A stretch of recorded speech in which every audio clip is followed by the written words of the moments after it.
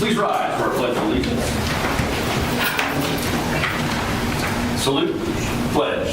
I pledge allegiance to the flag of the United States of America and to the republic for which it stands, one nation, under God, indivisible, with liberty and justice for all. Thank you. You may be seated. Section 2 is presentations, and we are honored to have an incredible bunch of folks with us tonight that we would like to recognize. I'm going to go a little bit out of order. I would like to begin with item D, which is the presentation and recognition of our Oologah High School Jazz Band, our state champion jazz band. So,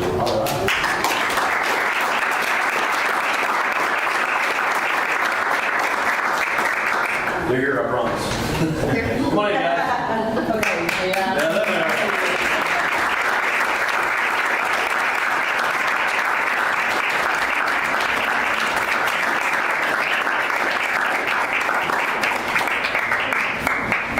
We just brought a few, but Hey, yeah.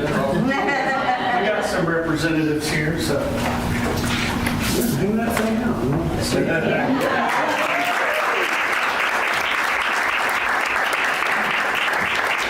Dave, talk to us. Tell us about your story. Tell us about the season. Well, the end of last season, we graduated a lot of really heavy hitters in the jazz world. Some are on to college and, doing great things there. But people asked, well, what are you going to do now since you graduated all these hot shots? And I said, well, we're going to try to reload, and we're going to do good. And these guys came together so well as a team, and I don't know if you've got a chance to hear them, but they sound amazing, And we they've done everything I asked them to, and it worked out for the best for sure. So can't be more proud of them. They're great musicians. Dave, for you, what state championship is this? 7. That's awesome. Wow.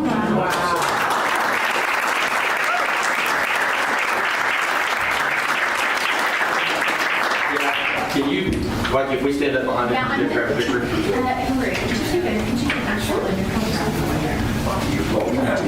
Good start. So you guys might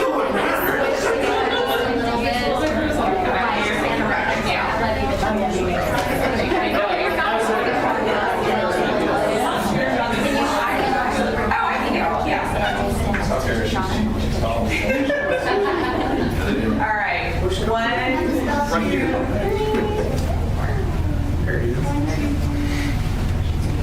All right, I got you. Holding up the banner.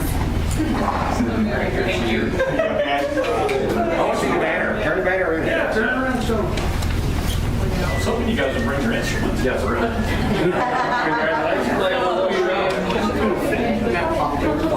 Thank you, sorry. Thank you, guys. Congratulations. Good. Congratulations. You bet. Thank you, John. Good job, guys. Gals, I'm sorry.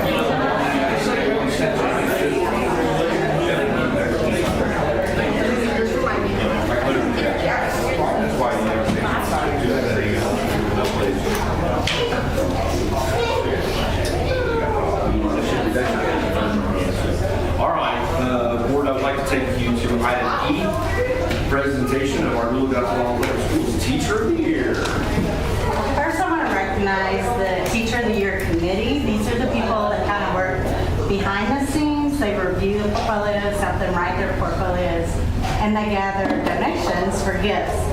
So the lower elementaries, Georgia Ramsey and Brittany Smith, y'all. I saw Georgia. Where'd she go? Nicole Mater and Megan Bam represent the upper elementary. Cheryl Simcock and Jim Ryan. And Emma Johnson and Crystal Wright. So take a look. Let's get this all rolling. And then our nominees for this year were Katie Smith in the high School, which she's at an FFA. Sherry Rogers for the middle school. Upper Elementary, and Aaron Mingo. And then our district teacher of the year is Sherry Rogers.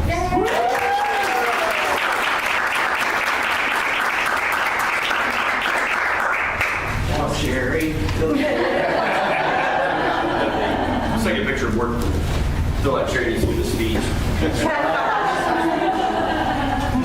5 to 7 minutes each. Let's get all 4 building teachers. Yeah, let's do Here, that. and then we'll go with Sherry, how many years have you been in the district? 20 in the district, 28. That's easier.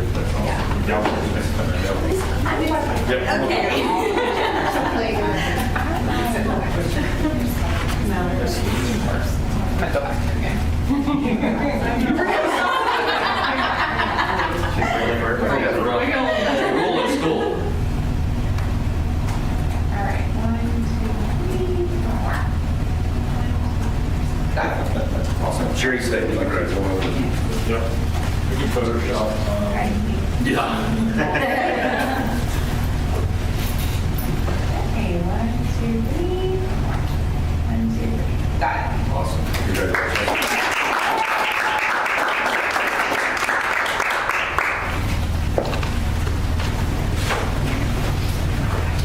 Sherry, your prize, one of the pastors in our community has volunteered to take you to dinner.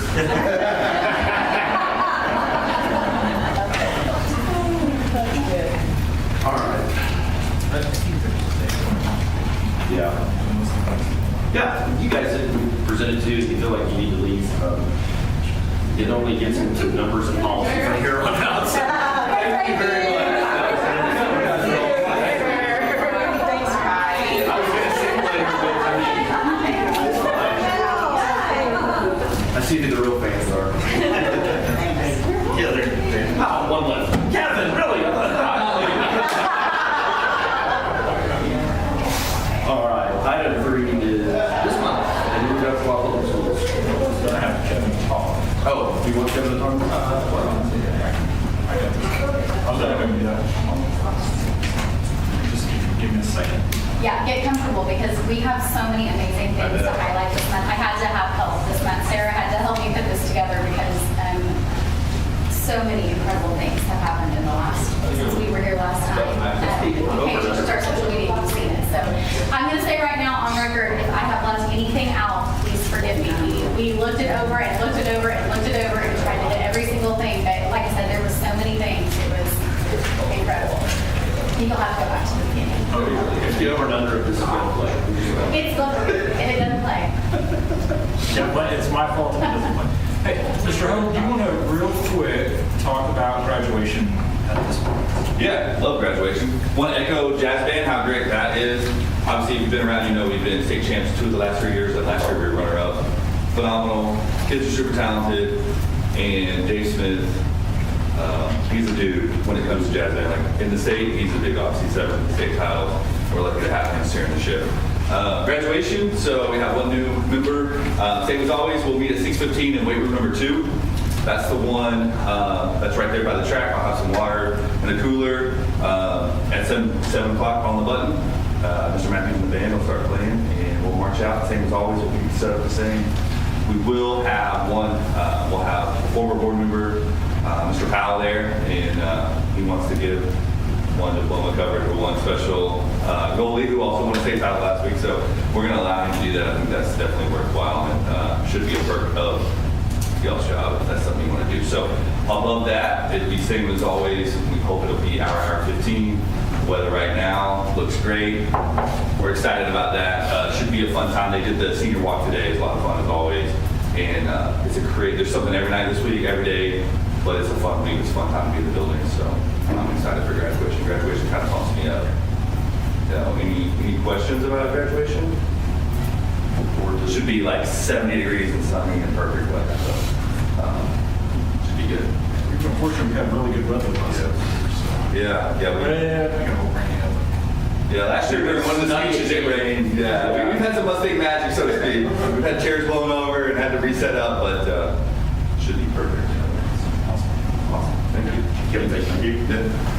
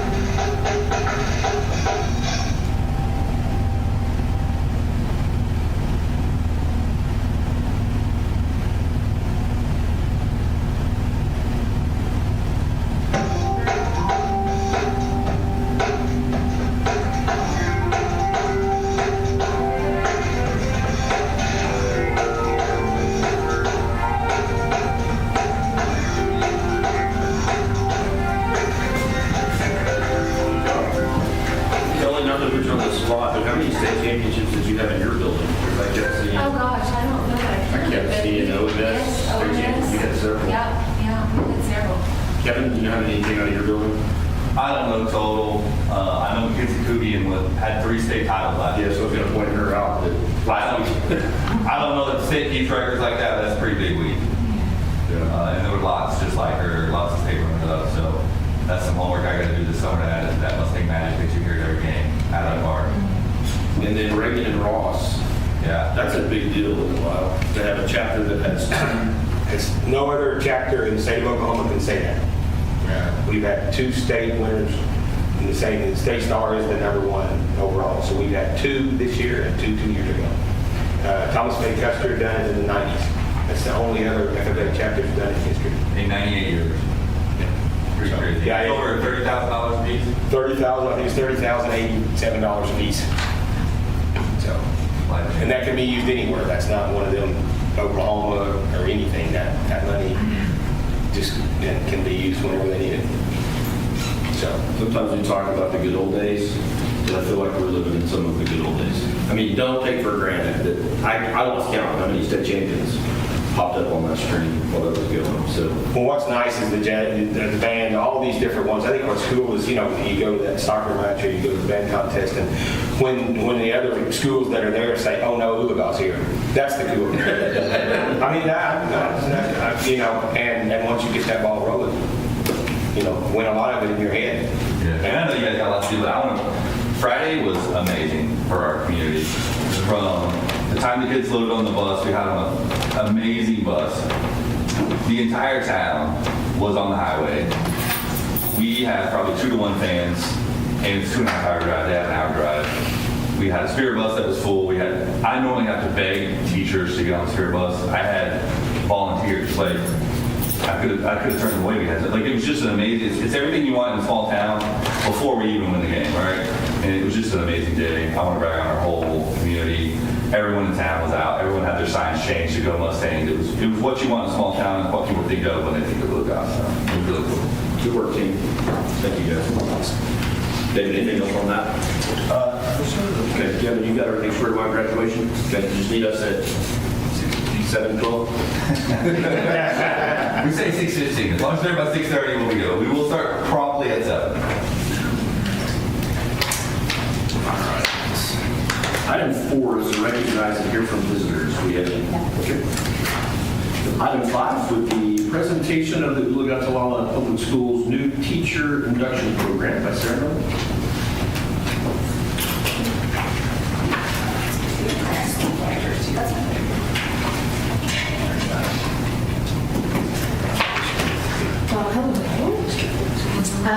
So this program is something that I have worked on and talked to our organizations Atkins about.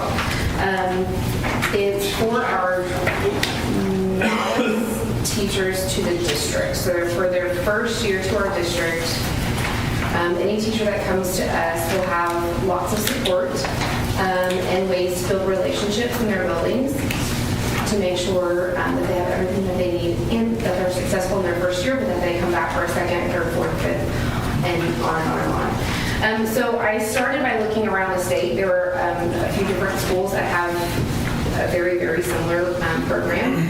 I pulled an example. Some of the examples came from the state's site. So this outline, this kind of structure, is from the state department's website. So I flagged just the really important pieces to go through for you.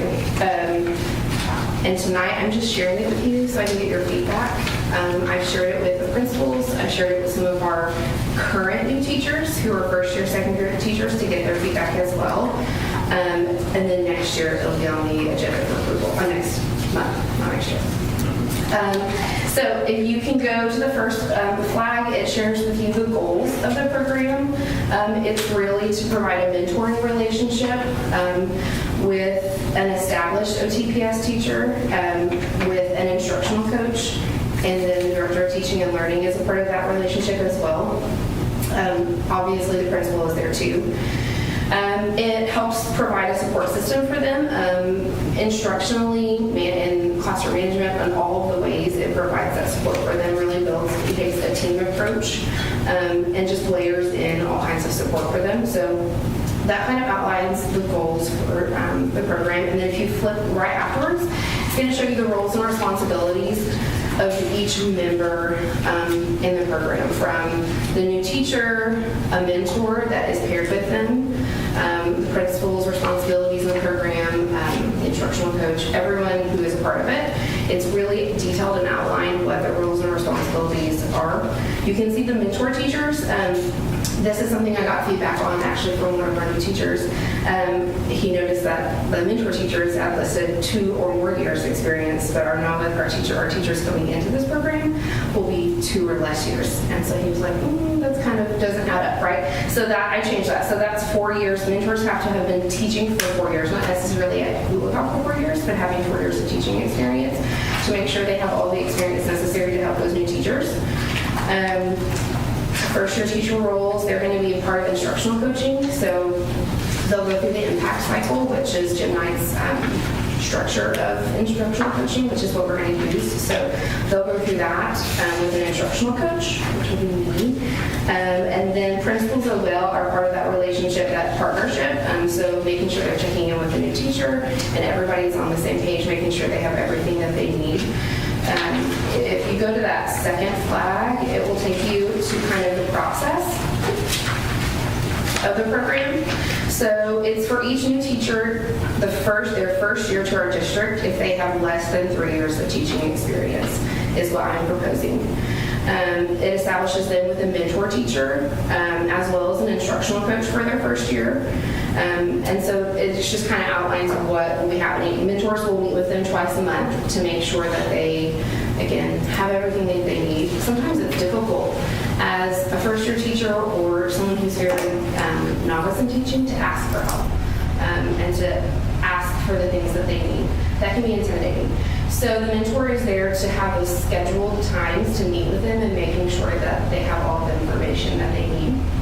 The instructional coach, so we'll make sure that they have implemented the first week of school very well, because that is a daunting task as a novice teacher, and then go through the impact cycle throughout the year, which is about a 5-6 week long process, and we just kind of keep going as needed. So that kind of lays that out. And then if you go to the last tab, this is where it really kind of outlines for the mentor and the new teacher what kind of to go over, especially for the mentor. You can see the checklist. So the checklist will be for the mentor teachers. So then when we are meeting that twice a month with those new teachers, these are the topics to cover to make sure that they have everything they need ahead of time. So it's not like they're scrambling, trying to figure out something from before, but it's really ahead of time. Obviously, beginning of the year, there's a long list, right, of things that they just have to know, right? And then as you go through the year, you'll see the checklist get shorter and shorter because there's a lot less new information as you go through the year. So these checklists are what I've really asked for a lot of feedback from the principals for, because they know better what their teachers need to know in their building, right? So we'll be working on that, making sure that those are most helpful and beneficial to those teachers and not overwhelming, because that can be a trick too. But it's just a guideline, just an outline to the mentor teachers so that they know, hey, okay, I know we need to talk about this, check, yes I did. Or just, hey, do you need information on this? How do you feel about this topic? Check and move on. It's just a guideline for the conversation to make sure those new teachers have everything they need as they go through the year. So that's really it. We're going to make sure that they're paired with a mentor. Mentors will receive a stipend because it is an extra work on them. They will have, we'll meet with mentor teachers and kind of lay out, not necessarily training, but kind of lay out the expectation and lay out what, their role is, their responsibility, and make sure that they have everything that they need to be successful as a mentor. And then we'll get them matched up and paired up before school starts. So, Any kind of breakfast or luncheon where they're all together in the same room, kind of babies or that thing? Or? Yes, we're planning a luncheon in one of the new teacher days, so that mentors can come up and have a time. What about the process of information that's gathered from this as we go through the year of it and so forth? the impact, the feedback, who, and will there be someone responsible for collection of that and creating, modifications, any changes, things like that for the following year and so forth, and on an ongoing basis. And, is there a group that will be involved in this so that this is something that is continually updated and added to and enhanced year by year? Yes, definitely. So at the end of the year, I'll send a survey out, mentors and new teachers, and get their feedback.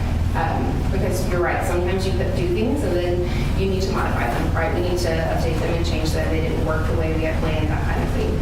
So definitely, yes, to get some feedback. And I'll send it out, but then it'll be a discussion between, Dr. Wilkins, myself, and Ms. Atkins, and the principals to talk about how it went. So to follow up on that, what we did coming into this year, we modified greatly to this because after we kind of started the year, we realized that the plan that we had in place wasn't the greatest plan.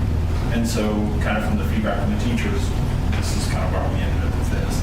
So just that process, this kind of the document you see now is part of that process.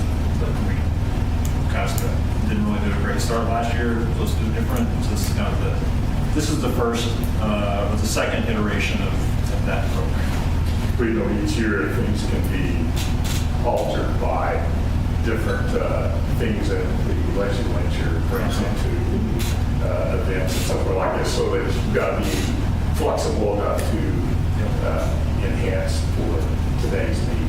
Yep, for sure. Meeting from us. Really just we'll need stipends for teachers. So that's the most important thing. And I think for you all, just support you guys do a great job of supporting our teachers and all the things that we do. So This is fantastic. Great work. Have we had mentors, official mentors in the past, or this is? we have, and when I first started at Oologah almost a decade ago, there was, I had a mentor, and she did have like checklists of things that we needed to talk about, monthly. But I think it's we kind of got away from it. It's not a formal thing. They do have a mentor teacher. It's just not set really expectations of here's what we need to cover with it and make sure they know. How do the mentors are chosen? Yeah, that's what I want to know. The principals. We'll match them up with someone that is, best as far as content-wise or experience, knowledge, that kind of thing, to make sure they have the right person to fit.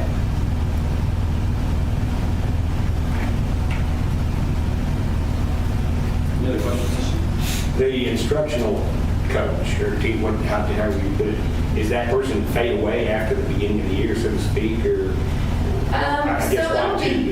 It'll be as needed. I mean, depending on the teacher, right? So if it's a 2-year, a person who's taught for 2 years already and they're coming into the district, and we just want to make sure that they're set up for success. It could be they just go through one impact cycle, or maybe the first semester. It's really dependent upon the teacher. If the principal, if the instructional coach, those partners, they don't feel like maybe it's necessary to continue, then, it's really dependent upon the teacher. It's not really set and hard fast. This is exactly how that part of it has to be done.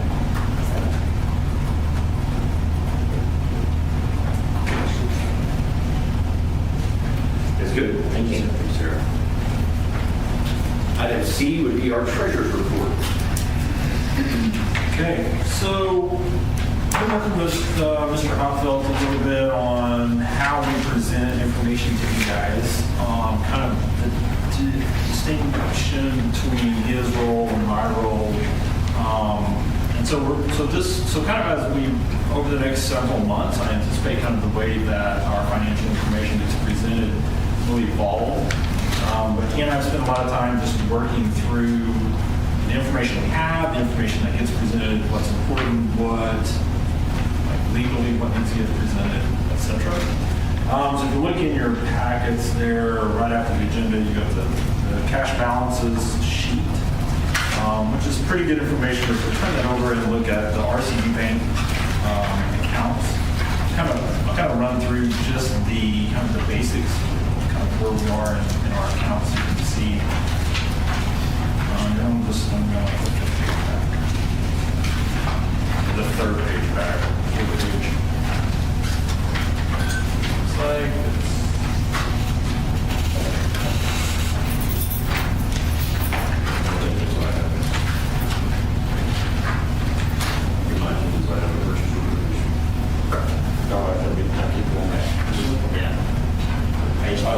Right after today. yes, today's open. So this first account we'll look at, you just look right there in the middle of the box in area, it says public funds, interest, images, enclosed. So that is this account is a combination of general fund, child nutrition, building fund, and our CPE fund. All of that money is in a fund in our accounting system. It's in one account at the bank. That account started the month with 1.8 million. We took in 3.2 million. Spent, so our debits were 1.3. We earned about $7,000, just shy of $7,000 in interest. Ended the month with about 3.7 million. Now, that seems really low for this time of year because we still have a lot of bills to pay and we have carryover and that kind of stuff. We'll get to that in just a second. Turn the page over. That next page has $102,000 in it. That's our savings account. So generally that month, this account would hold more money. However, since we've started investing money, our savings account just sets with a little bit of money. If you look at the interest rate, it's in that box on the right side. It's a 1% interest rate. We're pulling over 5% on our investment accounts. So it would be silly for us to keep a large sum of money in this account. So that's just savings. Again, that's money that we can move over if we needed money in general fund. The next account has $2 million in it, 2.017 in it. Paid a little less than $2,500 in interest into the month with $2.019. That's our bond fund money, so it's money that comes in from the sale of bonds and then goes to pay our bond issue that we turn the page. This is the exciting page. So this is why we only have a small amount of money in our normal checking account. On that first page, it says OLAP monthly statement. That's the Oklahoma liquid asset pool. That has $5.3 million in it. If you look at that second line in interest, we pulled $22,372 in interest this month, which is pretty remarkable. So this is money that we can move within 24 hours. We can move it into our checking account or from our checking account back into this OLAP pool so we have our money making money. And again, that's money that will go into general fund that we can use for general operational expenses. We can pay for teacher salaries. We can pay for our mentor teachers that have a stipend, etc. And so it's definitely been a help, and we will utilize this investment tool as much as we can. And no penalty to move money in now. Correct. Right. Within 24 hours, while it's in there, it's making money. Give 24 hours notice, and Caleb can pull that right back in, which we'll have to do. So we'll have to pull, as we run our next 3 payrolls in the next 3 or 4 weeks, we'll have to pull back probably $3 million back over. So we roughly have $9 million that are available cash on hand for your general checking account, right? Because you've got 3.7. Yeah, you have 5.3. Yes. Am I understanding that correct? Yes. Okay. Understanding that that's general fund, building fund, and CE. Oh, this one has that in it. So yes, but that's, again, those 3 accounts, other than sinking fund. But cash on hand, you're sitting in a good, Yes. you're sitting in a good spot. We'll be fine. So, and that's one, so I'll get to the rest of it. So anyway, as your kind of treasurer's report, that's where we're sitting now. That's all. Any questions?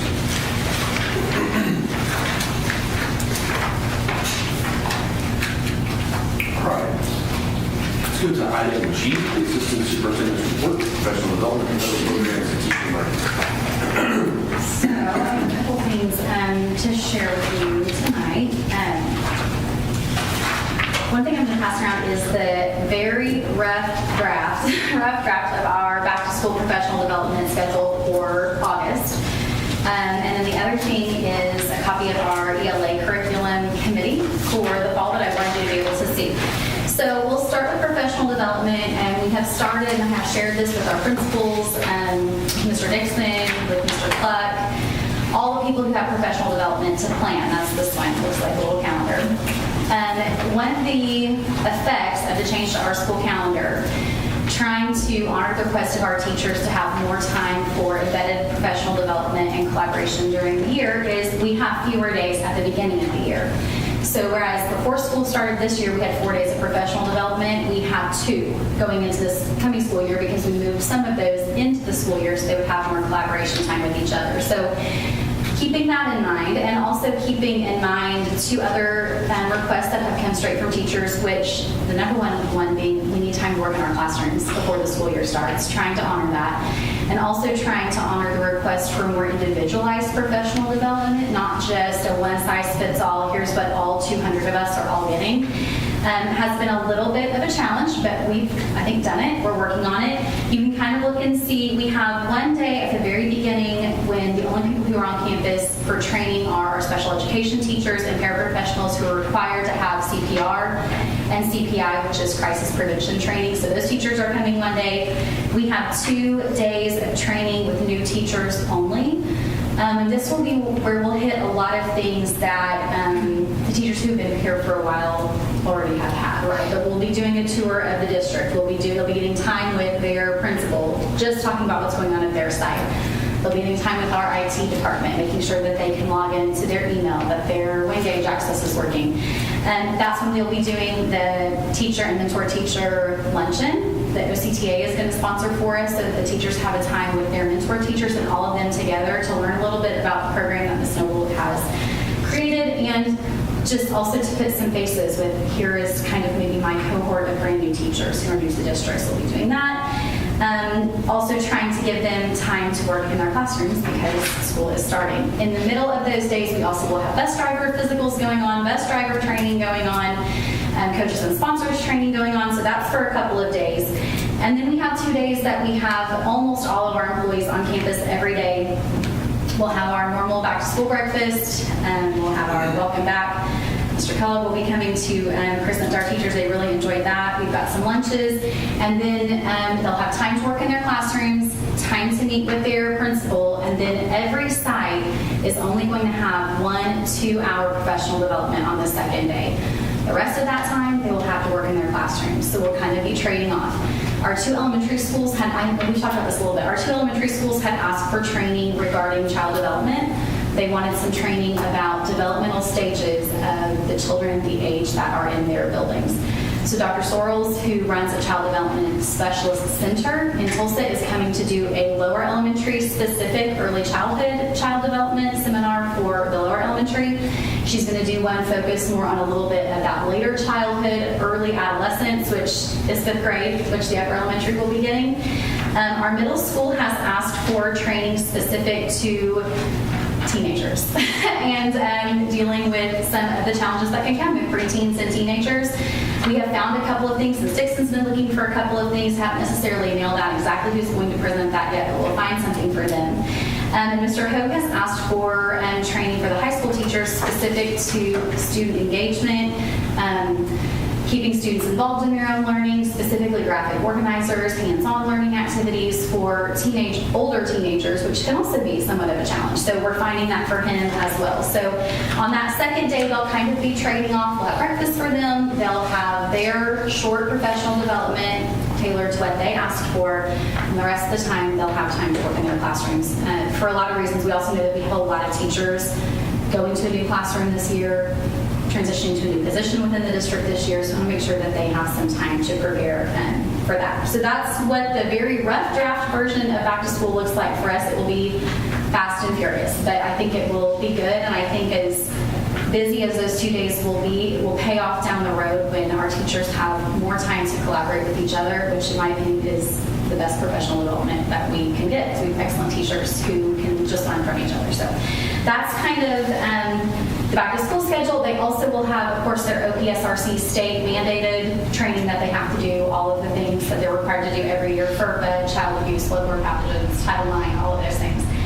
And then we will have more in-depth training on certain things like Title IX, like Narcan, for our brand new to the district teachers as well. So questions about professional development?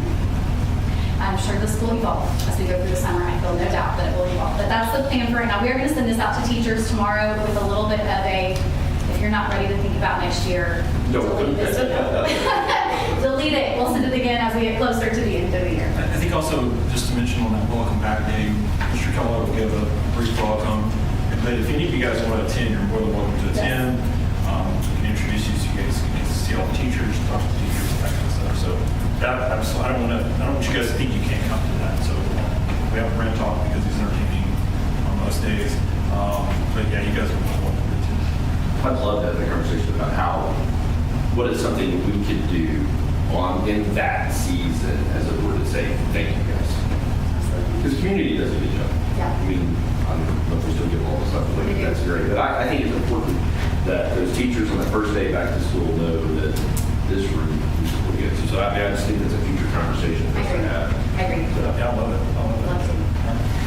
Federal programs, we're wrapping all that up for the year, and we're getting ready to do our final claim for federal programs for this fiscal year, which obviously I've not been through that process yet. So Ms. Rogers will be coming back actually a week from Friday to help me with that. Caleb and I are both new to that still. That's one part of the federal programs claims process that we have not done yet. So she's going to be helping us with that. And teaching and learning, I gave you a copy of our curriculum committee for ELA adoption, which will be happening next year. We did do a survey of our math curriculum committee to get some feedback about how they thought that overall process went. It was the first time we talked about this that we ever had a really solid process for adopting a curriculum. So Ms. Noble and I really wanted to get feedback from them as far as how they felt the process went. Feedback was overwhelmingly positive. Didn't receive any criticism or suggestions at all. They seemed to feel like it was well planned, well laid out. They had enough time, which was super important to us because we wanted every voice to be heard in that. Everybody indicated that they were happy with the choice that they had made. They felt like their voice had been heard. So I feel really good going into ELA adoption in the fall. And I wanted you to just kind of get an idea so you could see that each grade level is represented on this committee, as well as our reading specialists are represented, our librarians are represented, special education is represented. Anyone who would have a stake in teaching English language arts is represented. And of course, you'll see at the secondary level, so many of our teachers are the only one who teach their grade level. Like we have a 6th grade ELA teacher. So almost all of them are a member of the committee. At the elementary level, most of our teachers teach ELA. So they've chosen a representative, but anyone, even if they're not on the sheet, is welcome to come to those meetings. And we let people know when they're happening, and they're welcome to come and kind of have their voice be heard. So we'll be following a very similar process next year to what we did this year for math, except we'll just be doing it for ELA. Questions about that? Okay. Talk about timeline. Title IX, we'll start with the monthly statement. We are in compliance with Title IX. But there are some pretty big changes coming for Title IX. We've known, they've been telling us for about a year. Changes are coming, changes are coming. They'll be here in November, they'll be here in January, they'll be here in March. The last thing we heard was a few months ago, they said we'll get these regulations in August. And about 3 weeks ago, surprise, we all woke up one day and here they were. And no one knew that they were coming out, but out they were, to be implemented as they are written on August 1st. So I've done 3 webinars now with Brandon Carey from OSSBA, who is just as surprised as anybody else that these were released. The good news is, long term, these changes to Title IX might simplify the overall process.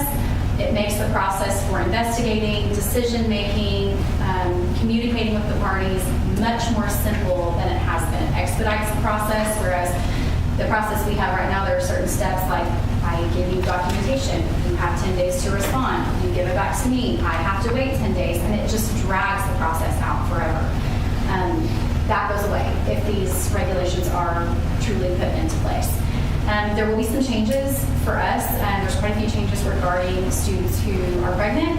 There are quite a few changes regarding reporting and confidential employees, which is what the new regulations are calling school counselors, meaning if a student or a staff member, this is as it's written right now, if a student or a staff member were to indicate to whoever the district had delineated as a confidential employee, which would most likely be our school counselors, those people are not obligated to tell the Title IX coordinator, which would be myself or Mr. Doss, about that incident. They're obligated to tell that person how to come and tell us. So lots of questions about that, a lot of questions. We're on these webinars, and every time they bring that up, people start going crazy in the chats, like, because they're just, that has so many questions, and that could have so many impacts on people. So we'll learn a whole lot more about that. What I will say is the advice that we're getting from OSSBA right now is be prepared to implement these changes and be prepared to not implement them at the same time. Because a lot of them are still kind of up in the air, and there could be injunctions, there could be all kinds of things legally that come about. So we will move through the summer preparing for them to take place on August 1st, and also simultaneously being prepared to continue the path that we're on if that's how we have to go. So as you know, we have a district Title IX plan. We will be having two versions of that plan. We will have our current plan, which we will update just with new people, new titles, new roles, whatever. And we will be updating the plan to match the new regulations should they go into effect. And we'll bring that to you later this summer. These come from the federal Department of Yes. Education, correct? Yes. Because I think the state is pushing hard against some of those things. Yes. And Brandon Carey said he would not be surprised to see Oklahoma follow none of the regulations, some of the regulations, all of the regulations, part of them. It just depends. So there's a lot of questions right now. So I will, myself and Mr. Doss will be attending every single training that we can get, just to make sure that we understand them as well as we can, and write a plan that's as true to the law as it can be.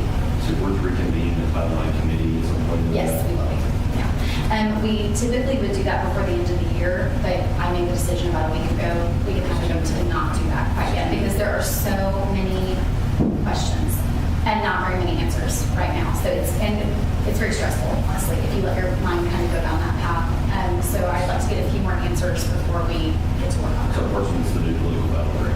The programs like this, it's about. We'll see how it works out. Questions? Thank you. Thank you, Julie. All right. We did not, letter I, superintendent's report. There are a few things to chat about. So we've been talking about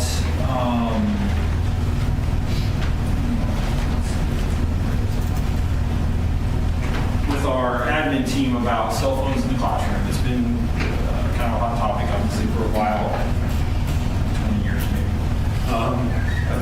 And it kind of it comes and goes. We got some information from Mr. Doss. I think that the majority, there's some crazy percentage, 80% of the student discipline things that he deals with somehow ties into cell phones somehow. So, and obviously the same thing at the middle school, and probably even worse at the middle school, I think. So we were reading about some other discipline kind of ideas and thoughts, and so this conversation came up. Where do we go with this?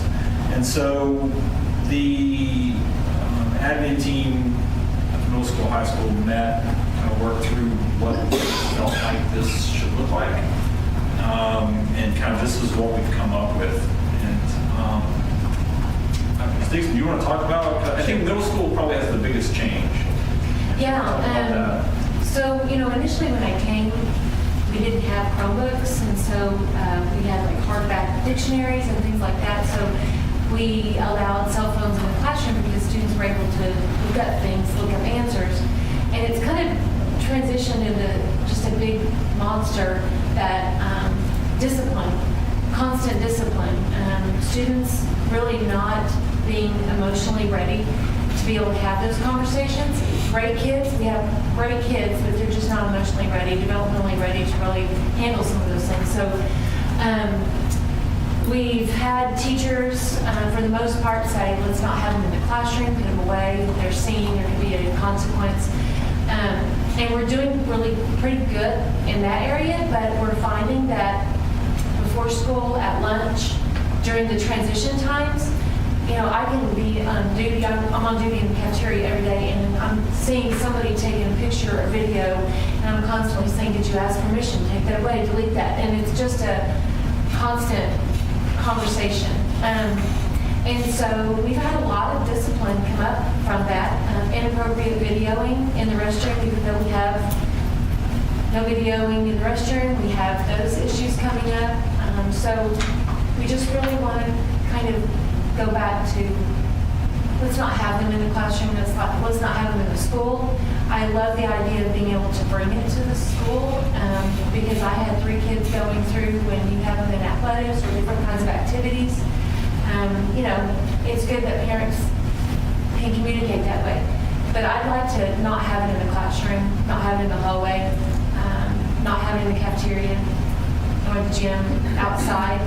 We have people wanting to film things, pretend fights, and they're not really fighting, but they're pretend fighting to put it on TikTok. And just, I want to go back and not have those. So, the issue has become, it's not just about having the phone out and being distracted, it's everything else that stems from that. Again, you've got kids, stuff that gets carried over from the weekend, you've got people taking pictures and videos, and we've dealt with suspensions and long-term suspensions and all kinds of issues that will only continue.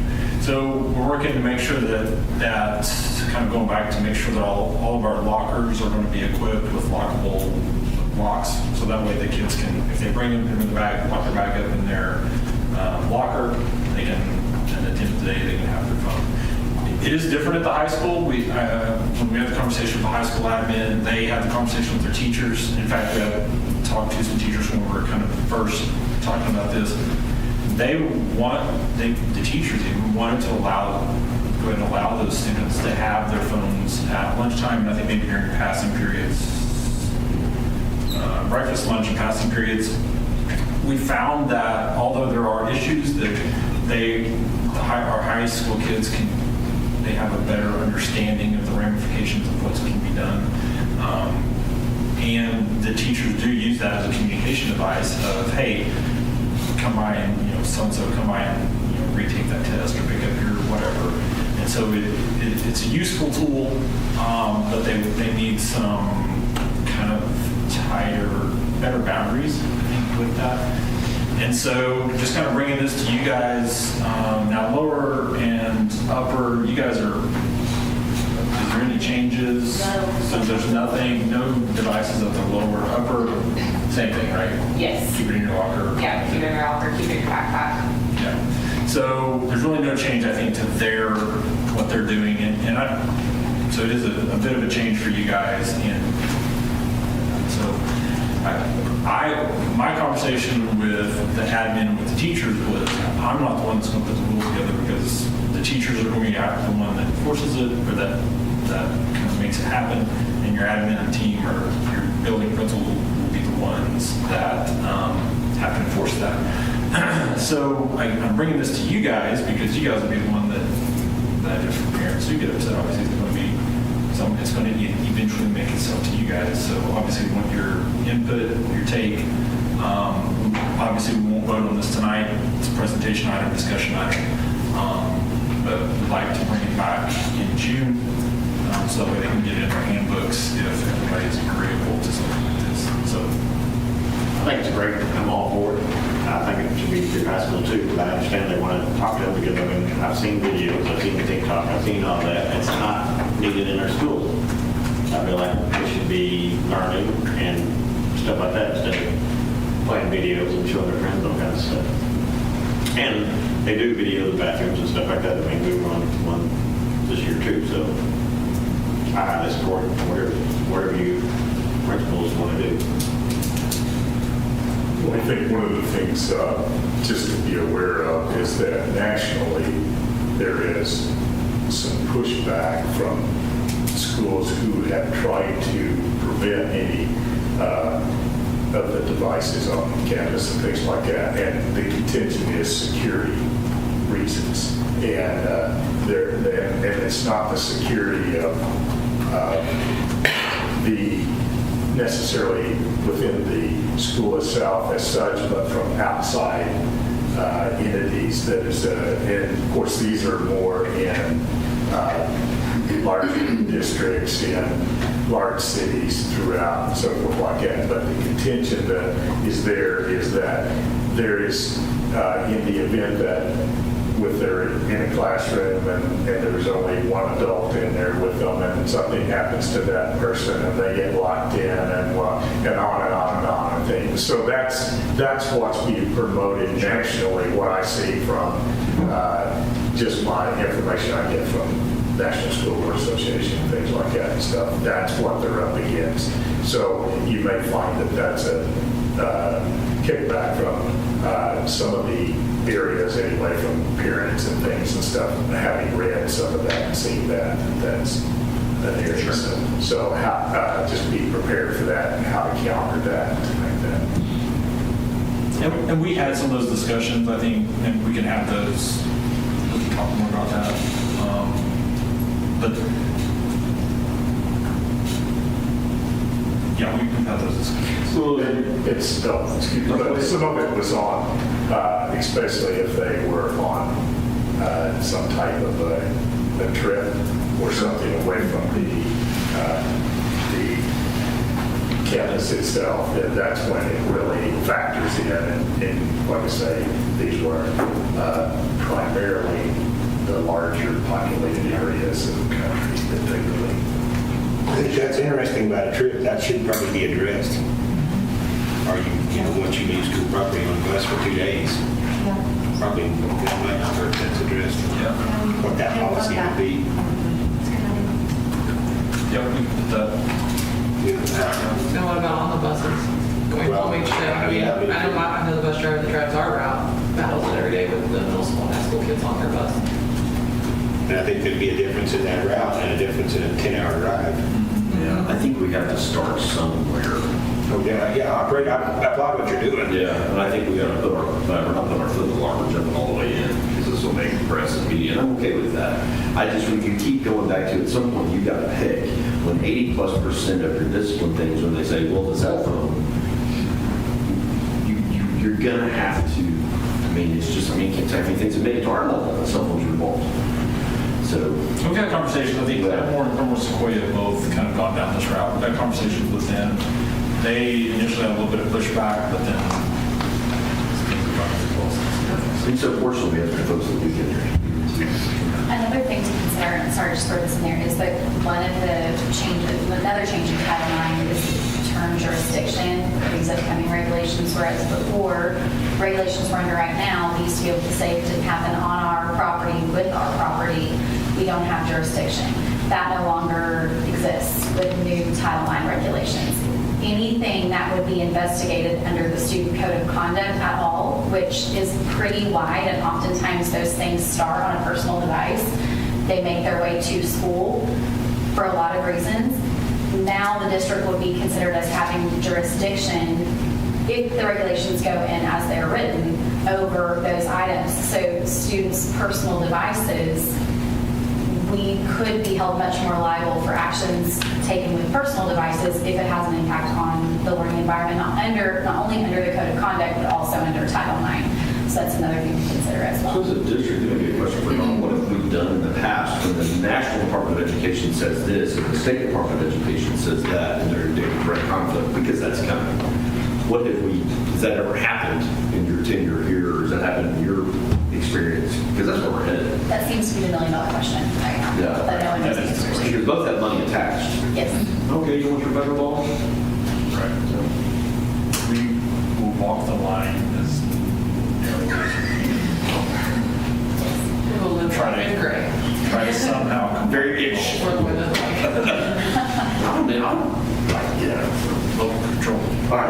What about the law? Do we need to talk to the lawyers about what we can legally do? Yeah, so, yes. Depends on, so I think the piece would be the discipline part of it. What do we do if a kid does have a cell phone and they refuse to give it up and that sort of stuff, for sure. So most of your 80% of your discipline runs, are they having a phone where they shouldn't, or are they doing something with the phone they shouldn't be? In the classroom, they're pretty much following the expectation in the classroom.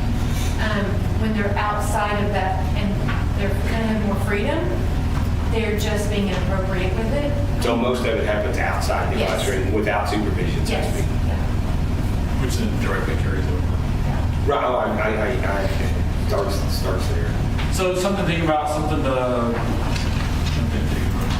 Well, I couldn't see that, so can we get a break?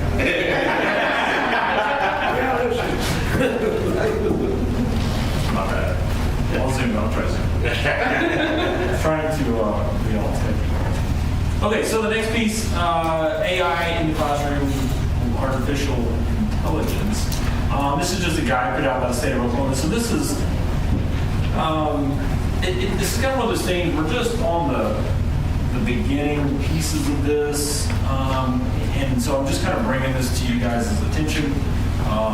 That it's kind of like when the internet came about back in the day, back when we were in school, and things kind of changed a little bit, right? And then, so we kind of have this new tool thing that's out there that can change the way things are done.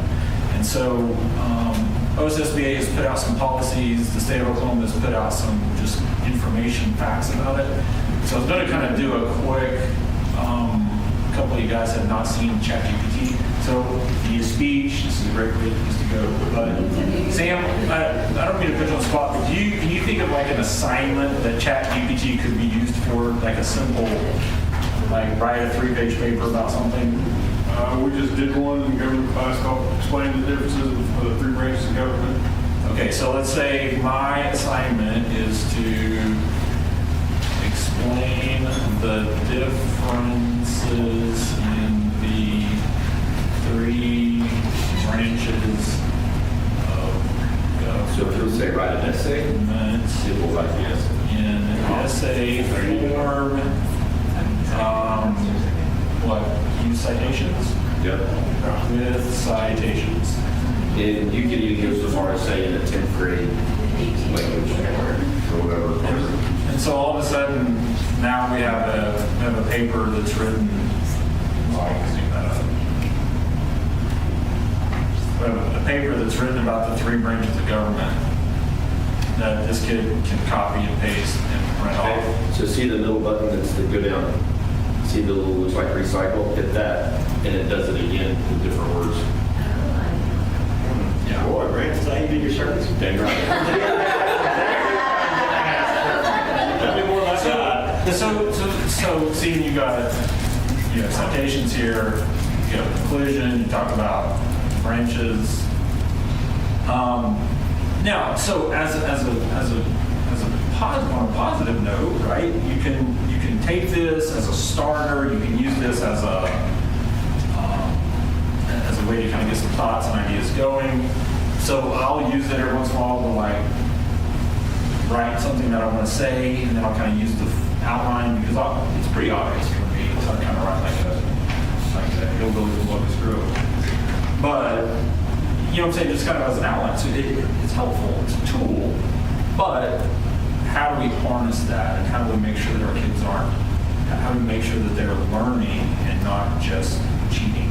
Right. So had some conversations with a couple of professors at OSU. They're doing a study. They have there's some programs that basically it's kind of like this, except they say it's like it has bumpers on it, and that you can, like if you say I need a 3-page paper about this, it will come back with a question with some prompts to kind of help you work your way through that. So it's like a tutor. It's like having your own tutor or an assistant to help you get through that, as opposed to just writing it for you. So, right, so you get positives, things that you can help. You're sitting at home, you're trying to help your kid, you have no idea what they're doing, especially when you get in high school. And this gives you a place to go to get some help, as opposed to just bam, it's going to spit it out. So, just want to kind of bring that to you guys. The OSSBA has a policy that I'll get you guys a copy of. We'll look at it. I really even haven't gone through it. We just got it a couple of days ago. The workshop last year in August was really good. Yeah. Did you go to that? No, but one of our teachers had gone to some training on it. I didn't know that that was credit for it. They probably ChatGPT'd it. So my son at OSU just graduated, but he turned in a paper that he wrote himself, and the professor did a 0. said UAI this, and emailed the professor back and said, I promised, like my pastor said, right? And the professor said, no, there was a glitch, everybody got a 0 on it. So we're in that state because there are those softwares that are trying to detect it, but they're broken. Right. They don't work yet. So there's a lot of, so it's exciting. Yes. There's going to be some really cool stuff. I mean, I saw ChatGPT 4.0. Anybody see that today? I can set my phone down and say, please translate this conversation from English to Spanish, and I'm talking with say it in Spanish. And literally, just the tools that it does is going to be fantastic. It said, hey, sing a song in 3-part harmony, and literally made a song and sing it in 3-part harmony. So we're going to be stretching kids' minds, but there's also how do you harness it? So, just bringing it to you guys, it's something we will have discussions about as we move forward, things we'll talk about. We'll obviously have to have some policies in place, have some guidelines, some boundaries, some bumpers, put all these things, so that way we can use it accordingly. It's like having a calculator, right? You can use it for good or you can use it for Just to give you some insight on that, at OSSBA, Board of Directors, we spent considerable amount of time 2 weeks ago, weekends ago, we were with AI. Their contract has been signed with a group to help provide that services to schools throughout the state. And so there will be a lot of information that will be forthcoming in the next few weeks of things about AI and so forth like that. And the information to the schools of how to handle it and work with it and things like that. So we met with those people and it's underway now. So expect that to happen. Switching gears a little bit, had met several months ago with Scott Ruman, who is an architect from Triarch. I worked with him 15 years ago on some projects. He was a great architect. Anyway, brought him up, walked around the school, and kind of talked about some of our kind of preliminary, just taking a look around campus, kind of what we felt like.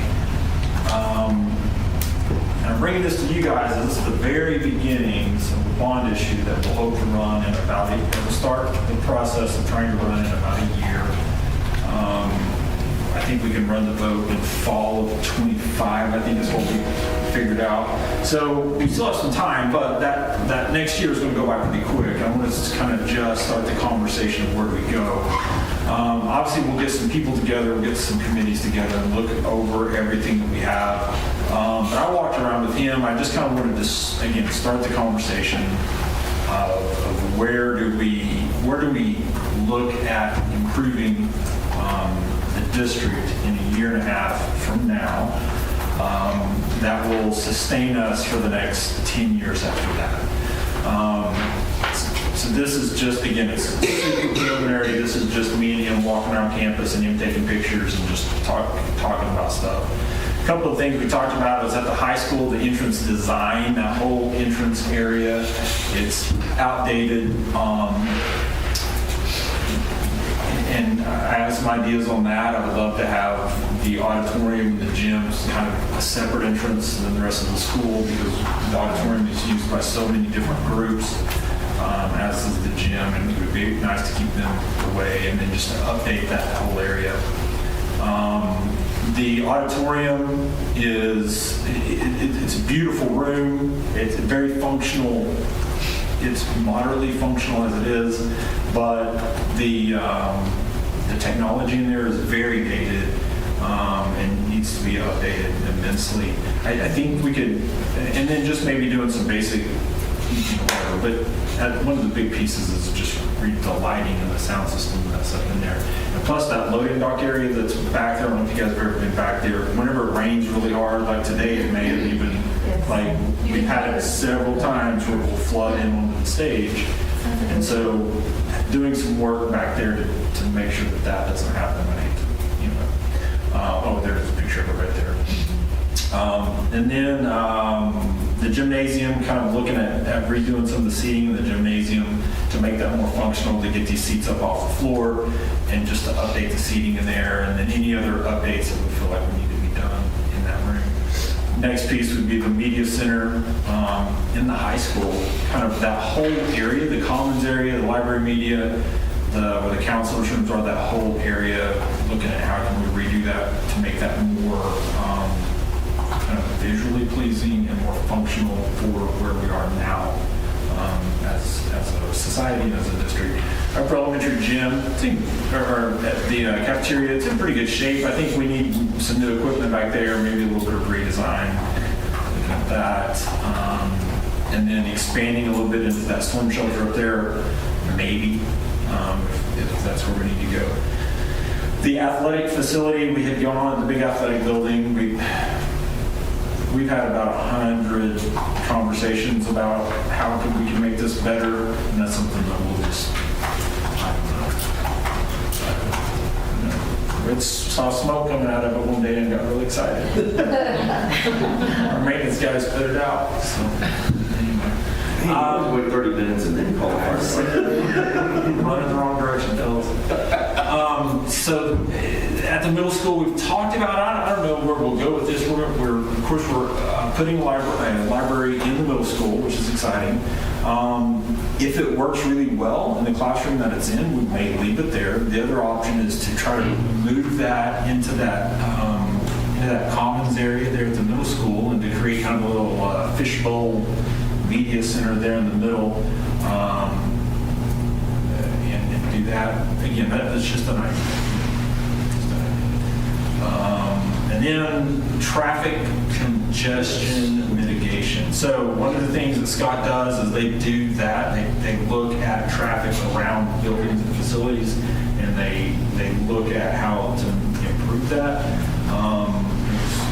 It's crazy every morning around here, and we've said, ever since I've been here, I've sat with our admin team, and we've drawn, and we've looked at, and we've talked about, we one-way this, and we shut that off, we move people over here, we do that. And really it all comes down to you've got a whole bunch of people that show up at one time and don't leave at one time, and we only have certain access.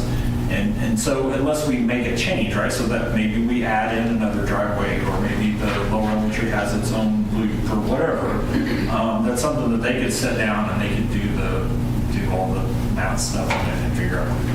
So those are just some areas, again, we're just preliminary, having some conversations. And I will bring back next month, again, this is something we can talk about. Do we do a letter of intent with Triarch to continue this conversation with them? As a board, you guys want to interview architects? These are things we can talk about between now and a month from now,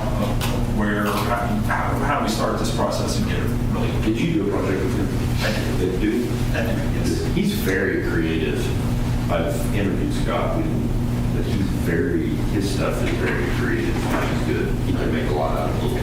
And it's not over the top. That's what I like. He comes up with good ideas, but it's not. Here's a $373 million project. Right. Like he knows what our budget is. What will that bond, do you have an estimate? Will the company give you an estimate on what we can run next year? So yeah, it's about $32 million. Really? Of that, if I remember correctly, that puts us at, I think, 75%. You remember that number? I think it was 75% of that is usually the money. So it puts us at $25 million usable money. After architect fees, construction fees, all the fees. And that's not a tax increase, that's to maintain the current level. Yes, 18 mills, which we may be at like 16 or 17 mills.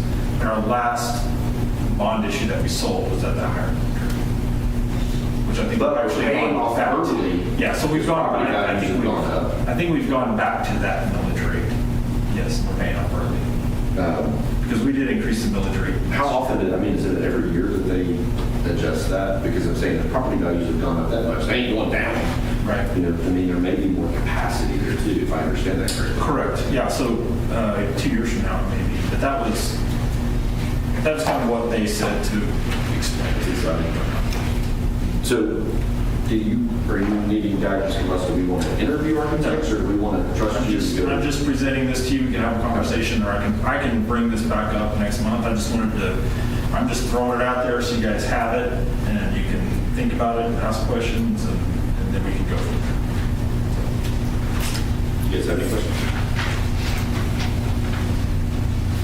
Questions?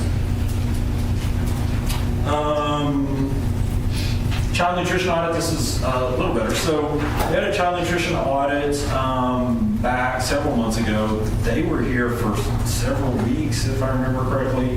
There were two ladies here. They literally went through every single piece of paper that we had. They found areas that we needed improvement in. We had to put together a corrective action plan. Laura and Monica did a great job of getting all the way through all of that. We submitted all of our stuff. We had conversations with them. It's been a lot of work. But we got the letter a couple of days ago that said that we have successfully completed everything we needed to complete. Our child nutrition audit is closed. Everything was good with our corrective action plan. So basically, everything that needed work, we have a plan to get fixed, and so we're good to go. I just wanted to pass that along. It's not super exciting, but the amount of work and was absolutely kind of crazy because I think they literally went through every piece of paper that we had. They went and sat in the cafeteria and watched people and took notes and all of it. So that's with the way we switched our new program there. Yes, and that's with Laura in the position that she's in as our children manager. Yeah. So it's been, she was hands-on with all of it. She got us through all of it, wrote the plan, wrote our corrective action plan, and is now implementing that plan. We had some conversations today about it. And financial report, I don't know. Oh, here we go. So I went real quick. So we're projecting about a $1.8 million carryover, which is about about 200,000 more than what we carried over last year. That's kind of the hope. But one of the things that I liked about working with Caleb is so we're putting together some spreadsheets on how we can better predict where we'll end up at the end of the year based on some different factors. So we'll have some better spreadsheets kind of as we kind of move along. But as of right now, we're looking like we're going to be in really good shape. We are adding a couple of positions for next year, which is exciting. I think we're in some very needed places.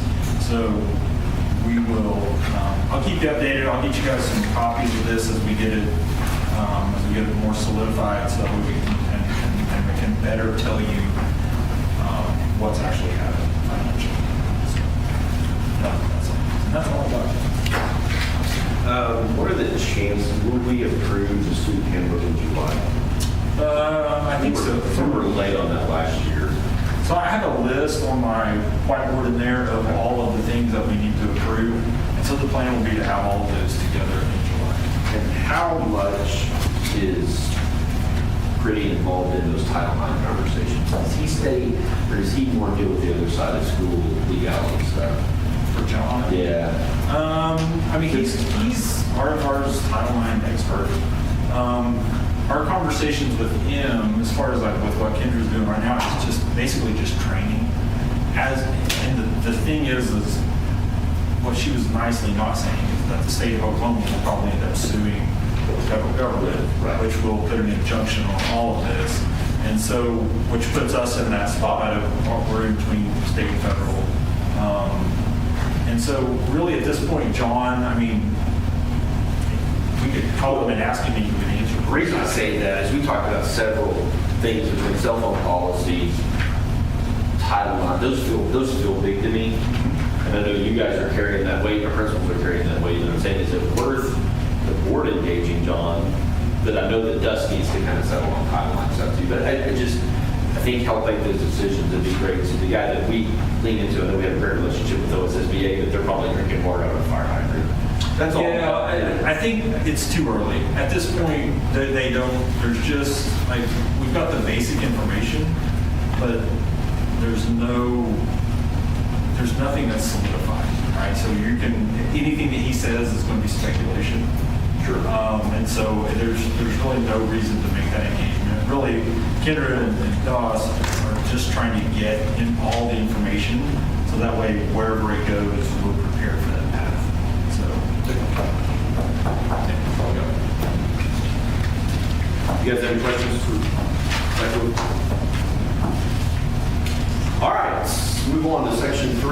consent agenda. These items may be approved by one board motion unless any board member desires to have a separate vote on any or all of these items.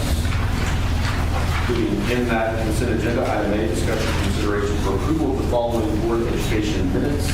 Regular meeting held on April 8th of 2024, and then the special meeting on April 25th of 2024.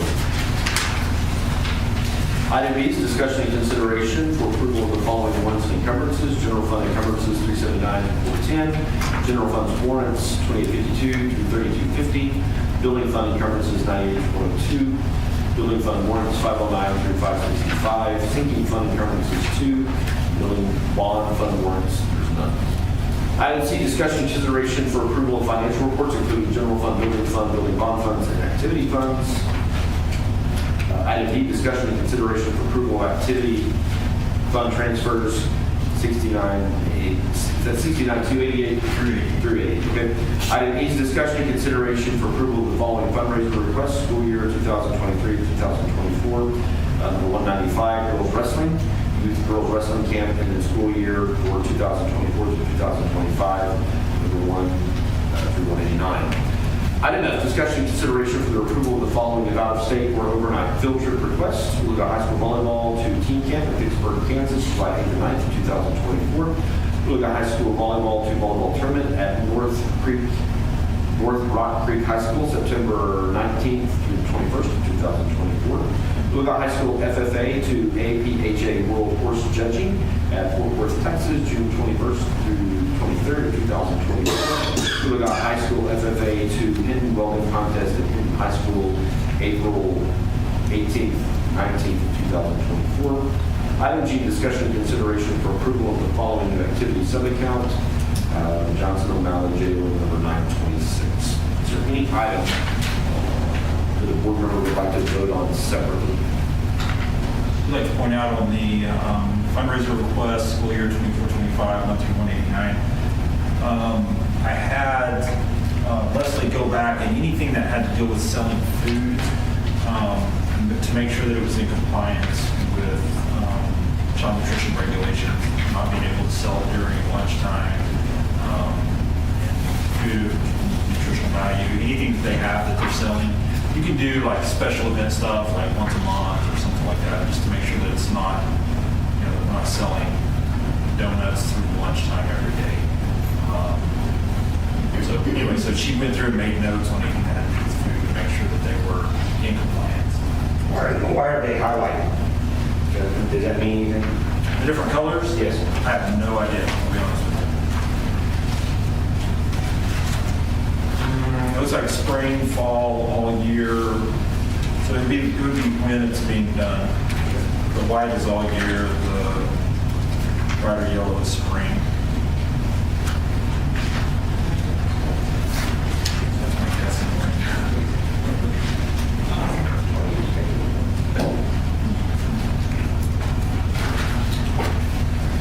Like you'll see, like the number 2, the concession folks, the popcorn.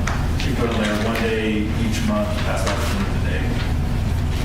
She put notes on all of the things.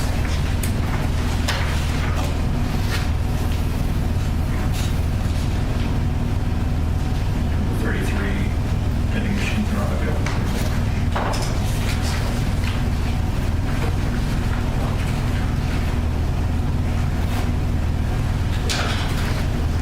I had a question on the minutes also.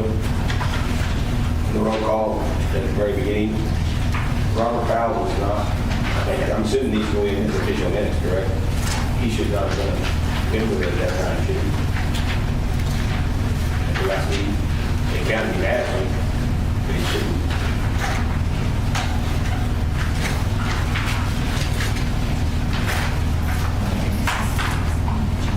Which one was that? Was that the 8th or the 20th? The 8th. Yeah, but he turned in. Yeah. I think I think after minutes, that should probably be struck. Okay. And then on the next page, I hate to be picky, Lauren is on, she's counted as abstained before we voted on her to be amended. So, So that would have been, I'm assuming that would have been on What page are you on? Yes, the actually third page, it's to be voted again at the bottom. Motion to reconvene, motion to enter into executive session. She was not board by the So that should be stricken as well. You know what you're talking about. I do, and that may just be need to figure out how to, like in the system, you've got to pick something. So it's yes, no, absent, or abstain. If you don't, She was not even a board member. She shouldn't be in there at all. Well, she was after that. The problem is She was after that, yeah. She was after that, but once you put her in as a board member, then she's in for that whole meeting. Yeah, the sophomore, so it kicks them in. That's what I yeah.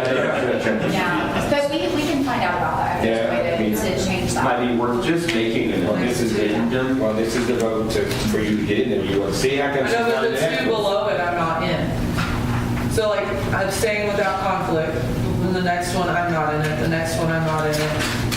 And then the third one, I am. Yes, you are in there. Yeah, didn't put her in automatically because she wasn't in the next one.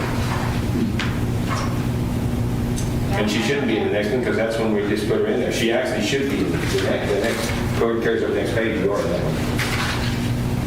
I'll have to call in, but I don't know how to do that. So I'll find So let's pull out that one, we can approve it. Well, you can approve, okay. You can or you approve with suggested changes. Let's just pull it in for next month. Be easier. So we can figure out how to do it. Okay. Well, I mean, I don't want to, right now, No, you're thinking right. I mean, It's no big deal. I don't want to give anyone reasons to rocks. so what is the Johnson O'Malley? Okay, so Johnson O'Malley is money that we get from the Cherokee Nation for student stuff, and American students. And so Scouts want to do some fundraising and stuff to kind of supplement that money that we get. And so that's what it is. There's an activity account for that.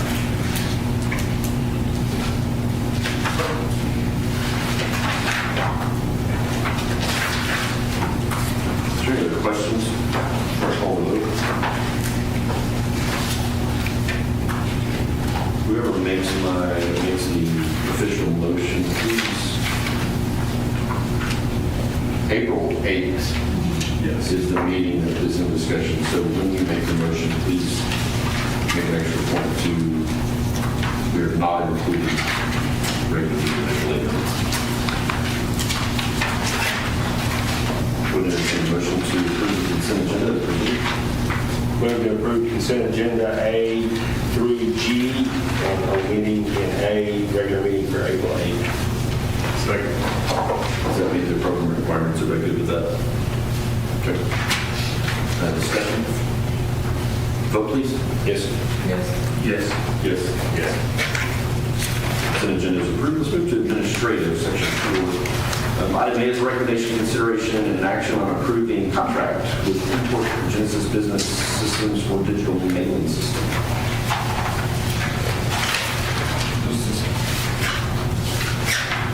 Okay, you can find that in your book. So that first page, it says valid until 30 days and $188 a month. This is not the one we're approving, so if you turn the page, it's that second one, the $179.01 a month. So we have a machine right here that does all of our, when we mail stuff out, we deliver on it, and it stamps it, sends it out. The machine we have is going, it's becoming extinct. And so we're going to go with a different company, and we're going to go with, obviously we have to get a new machine. So this basically gives us a new thing that we can do all our mail.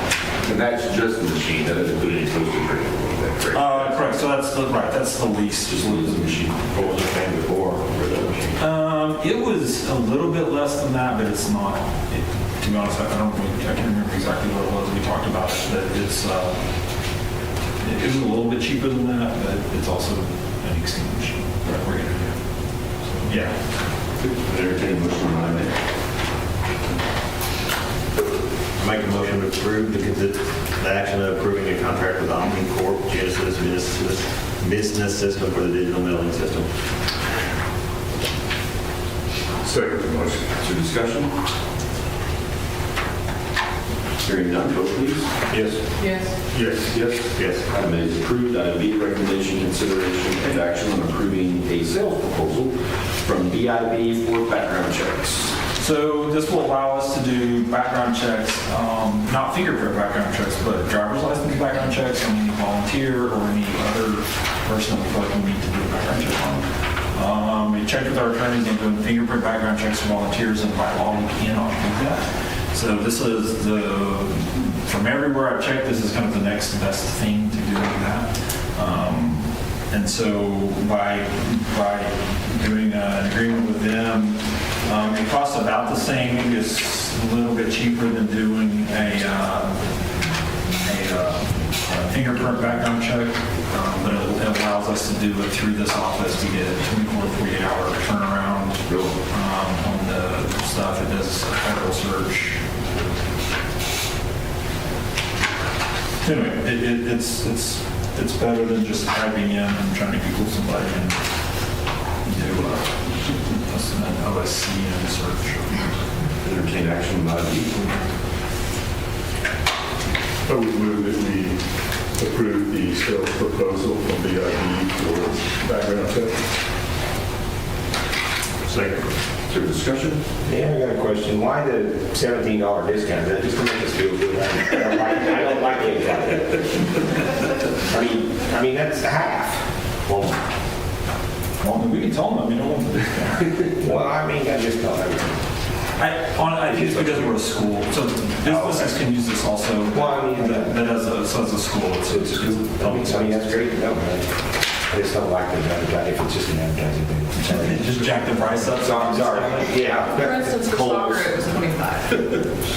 So they didn't get a big discount. Yeah, they did not. They only got $12 discount. Yeah. I just asked. Sorry. Any other questions or discussion? Hearing none, vote please. Yes. Yes. Yes. Yes. Yes. Item D is approved. Item C, recommendation, consideration, and action on approving the renewal notice from Frontline Education for absence and time solution for the 2024-2025 school year. This is what we used for our, absence and times. So our, whenever we put in for days off and that kind of stuff, and it tracks everybody's attendance, we've used this since I've been here. So we're just renewing the same contract that we have. Entertain action on item C.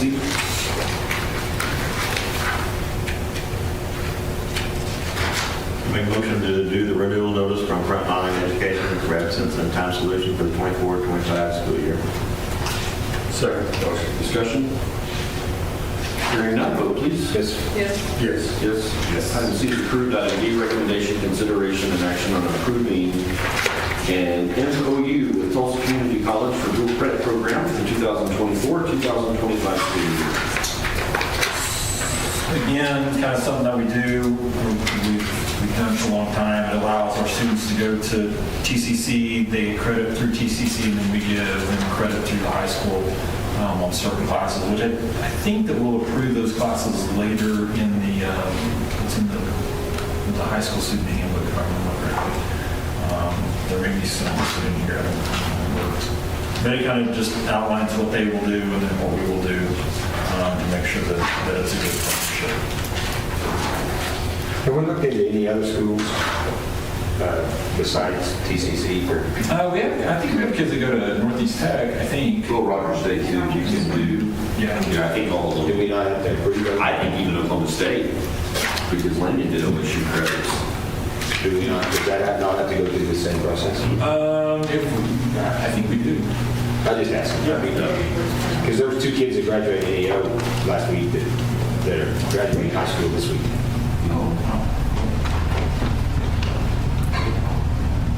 Yeah, and I mean, technically, and I could check, if we have in policy that we will accept that as dual credit, we don't have to have an MOU with them.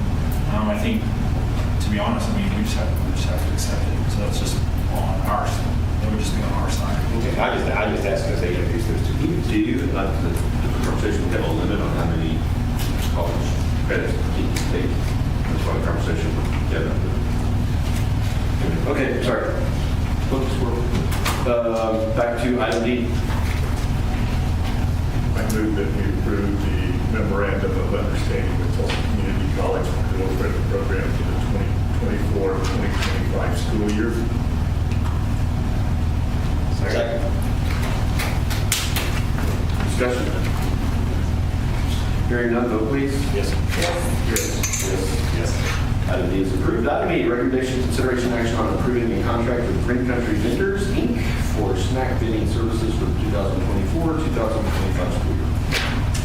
So, yeah, they take care of our vending machines around campus that has the snacks in them. Obviously, they have, I think, timers on all of them so that they're closed during lunch. They comply with all the federal requirements that are to be had. I don't think we ever had any problems with them that I know of. We recommend that we approve. Move to approve item E with Green Country Vendors for the 2024-2025 school year. Second motion. Is there discussion? Hearing none, vote please. Yes. Yes. Yes. Item E is approved. Item F, recommendation, consideration of action on a contract with OSSBA for unemployment claim assistance. So we contract with them, they kind of help us with any issues that we have with unemployment. If someone makes an unemployment claim, they make sure that it's relevant and legal. They've helped us fight some that, because we have to pay some of that. So they help us with those, some of the legal and administrative parts of dealing with unemployment. Entertain a motion on item F.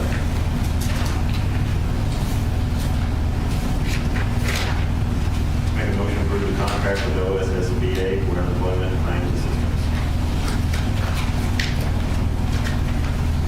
Second motion. Yes, serving the rules and locals.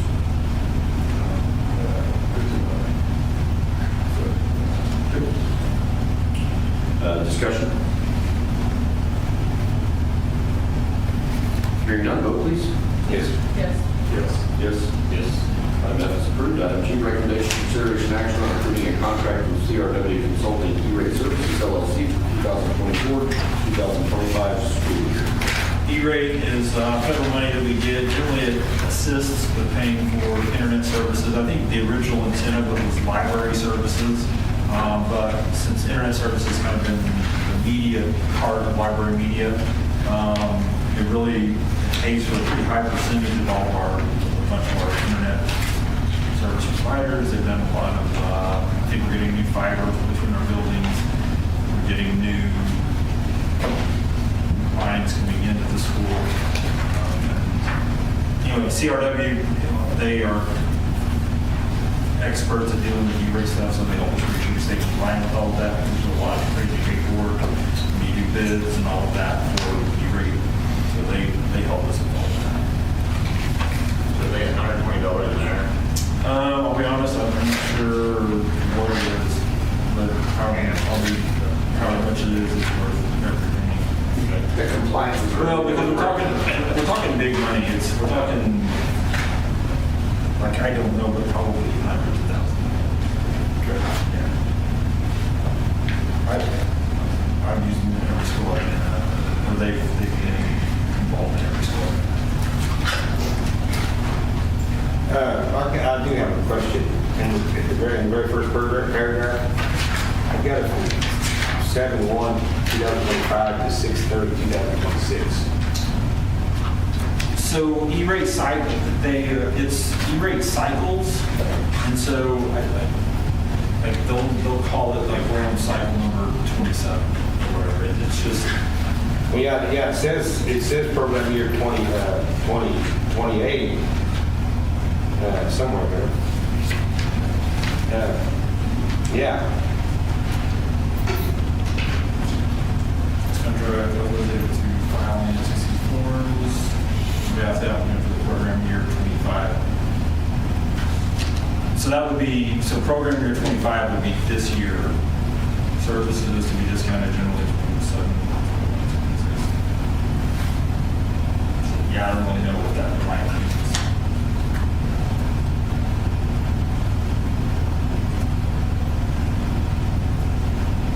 I just wanted to typo, or I mean, we're not asking for services for 25, July and June. Does the contract sign that far ahead? No, but I don't know. Again, this is why we have that rates. Yeah, the way they do it. Yes, we do it. Everything we talked about. Do the work year later.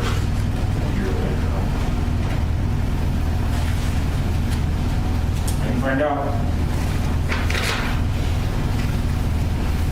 I mean, if you say they're great to work with, I'm not having problems, but I don't think we can legally even look into a contract for 25, 26. Because we can only do 1-year contracts in this case. Is that correct? Correct. But the contract is for program year 25, which would be next year. Yeah, like it was a title. But does that mean, okay, I can find, I don't know what that sentence means, to be honest with you, but I can sure find out. I'll find out. Is that something we want, is that a text you can send and we can find out after executive session? Possibly. So we can hold this till everything. well, I just want to know where we work, guys. If everybody's good with it, everybody's good. I mean, Yeah. we can approve it to pending that being checked out. You know, are you? I have no problems holding that, coming back to it after executive session. Offering a discount in the next year. Well, I tried to have, I've read it everywhere possible. Services to be discounted. I even slept on it. It didn't get All the channels. But I'm just one other. Who made the motion? Oh, we haven't had, nobody's made a motion on that. Okay, so we'll get back to that. Sorry. Item 8, oh, thank you. Item 8 is recommendation, consideration, action on approving a memorandum of understanding with Rogers County Youth Services for 2024-2025 school year. Kim, you're going to talk about that? Yes, so we have met with Rogers County Youth Services. I mentioned this, I think, the last board meeting. It provides a lot of different resources for families and our students in the world of mental health, the world of family support, drug counseling, many different things. What sets Rogers County Youth Services apart from some of the other agencies that we use is that they're completely free. So there's no charge whatsoever to families, there's no charge to the students, they don't charge their insurance. They're a non-for-profit agency, so, and they also offer support within the school for our school counselors who are very taxed, as you can imagine, who are run ragged around here. And they could help ensure that our students are getting their guidance classes, they're partnering with our counselors to get them resources, they're coming in and helping teach those classes. And we can refer students for therapy services through Rogers County Youth who may not qualify or who may not be able to afford services through some of the other agencies that we work with. So it just gives our school-based mental health professionals another resource that we can use for families who are looking for some support.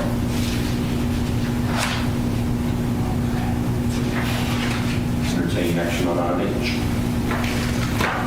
Motion to approve the memorandum of understanding with Rogers County Youth Services for the 24-25 school year.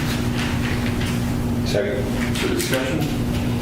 Is this just one of our, I mean, we're going to talk about 2 more, Yes, and we're adding this one this year. We're adding it And this is it's the the new only one that's free. it's the only one that's Do we know anything about the quality of the, I don't know what they call it, the care or what, but isn't this off the TSAT money? Is that what That I'm not sure of. It is grant funded, I know that, and through corporations.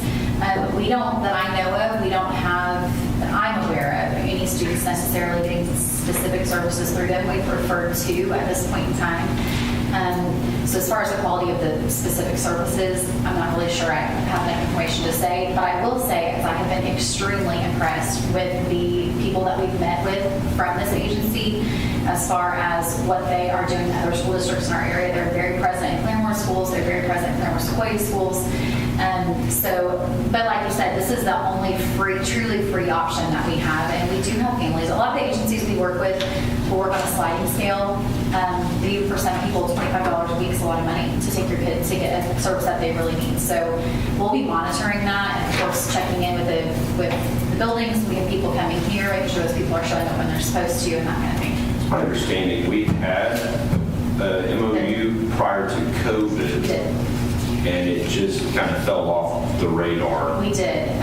The services we were getting pre-COVID were very different from what they offer now. At that point in time, it was a lot of family support that they offered as far as like actual resources for families, like my electricity's getting shut off, what can I do? We would send them to Rogers County Youth who could help them find some sort of a resource. We didn't get a lot of mental health services for them pre-COVID, from them pre-COVID. I'll be interested to see how that goes. Do I have a motion? Second thoughts? They're very good for. I mean, I'm abstaining from this vote. My child's an employee of them. So That's fine. I 2 or 3 people asked me in the last 3 months why we're not contracted with them. So you've heard good things. Oh, yeah. That's I mean, Landon, my son works, he's now employed with them. He's been burgers, he's been exploited, and so I think it's people from other schools is the ones that ask me. They'll say there's every training on that. Yeah. Noah Wickham is an incredible guy. You know Noah? Yeah. If it's any good at all, then there's a value there for the price. Because like we said, some don't have those abilities. I appreciate you, but I am just looking forward to all the same. So I have a motion and a second. Is there further discussion? Vote please. Yes. Yes. Yes. Abstain? Yes. Item H is approved. Item I, recommendation, consideration, and action on approving a memorandum of understanding with CREOKS Health Services for 2024-2025 school year. So CREOKS is another mental health agency that many years ago we had an agreement with. We chose not at one point in time to continue that contract with them. We brought in a couple of other agencies at that time, which was Grand Lake Mental Health, it's now Grand Mental Health, and since then we've also added Alliance Mental Health.